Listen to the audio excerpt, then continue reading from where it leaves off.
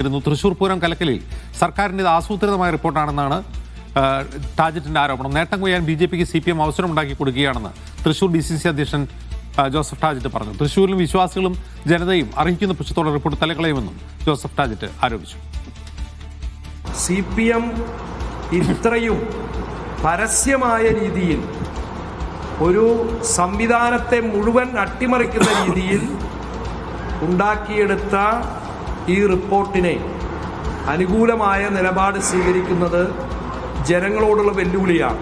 എന്തു തന്നെയായാലും ഇത്തരത്തിൽ ഗൂഢാലോചനയുടെ ഭാഗമായി പുറത്തിറങ്ങിയ റിപ്പോർട്ട് തൃശ്ശൂരിലെ വിശ്വാസികളും തൃശ്ശൂർ ജനതയും അത് അർഹിക്കുന്ന പുച്ഛത്തോടുകൂടി തള്ളിക്കളയുകയും അവരുടെ മനസ്സിലുള്ള അന്വേഷണ റിപ്പോർട്ട് ഒരു കാരണവശാലും ഇത്തരത്തിലുള്ള റിപ്പോർട്ടുകൾക്ക് തകർക്കാനാവില്ല എന്നുള്ളതാണ് സത്യം.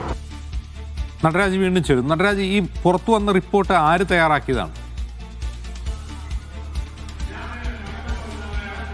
തൃശൂർ പൂരം കലക്കലുമായി ബന്ധപ്പെട്ട് പലതരത്തിലുള്ള അന്വേഷണം നടത്തുന്നത് 3 തലത്തിലാണ് അന്വേഷണം നടന്നത്. ക്രൈംബ്രാഞ്ച് SP വെങ്കടേഷ് തയ്യാറാക്കിയ റിപ്പോർട്ടാണ് കഴിഞ്ഞ ദിവസം സർക്കാരിന് സമർപ്പിച്ചത്.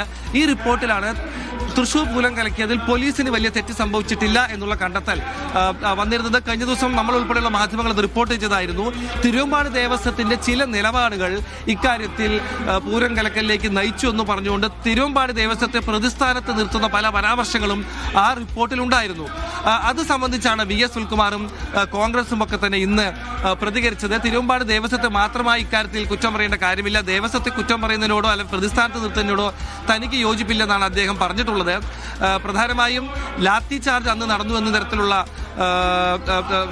ആരോപണങ്ങൾ, അതുപോലെ തന്നെ മറ്റു പ്രശ്നങ്ങൾ, ഇവയൊക്കെ തന്നെ കൃത്യമായ ആസൂത്രണമോ നിയന്ത്രണമോ ഇല്ലാതെ സംഭവിച്ചതാണ് എന്നും VS സുനിൽകുമാർ പറയുന്നുണ്ട്. എന്തായാലും ഈ റിപ്പോർട്ടിനോട് അനുകൂലമായോ പ്രതികൂലമായോ പലർക്കും പ്രതികരിക്കാം, യോജിക്കാതിരിക്കാം. ഇക്കാര്യത്തിൽ ഈ റിപ്പോർട്ടൊക്കെ പരിഗണിച്ച ശേഷം സർക്കാർ എന്ത് തീരുമാനമെടുക്കുന്നു, അന്വേഷണം പുതിയതുണ്ടാകുമോ അല്ലെങ്കിൽ ഈ 3 റിപ്പോർട്ടുകളിൽ ഏത് പരിഗണിച്ച് മുന്നോട്ട് പോകും എന്നുള്ള കാര്യമൊക്കെ തന്നെയാണ് ഇനി അറിയേണ്ടത്. പുതിയ റിപ്പോർട്ടിൽ DIG MR അജിത് കുമാറിന്റെ പേരും DGP MR അജിത് കുമാറിന്റെ പേരും ഉണ്ടായിരുന്നില്ല എന്നുള്ള കാര്യം കൂടി ശ്രദ്ധേയമാണ്. എന്തായാലും മറ്റൊരു പൂരം വന്നിരിക്കെ വീണ്ടും പൂരം കലക്കലും അത് സംബന്ധിച്ച റിപ്പോർട്ടുകളും വലിയ രീതിയിൽ ചർച്ചയാവുകയാണ്. അജിത്.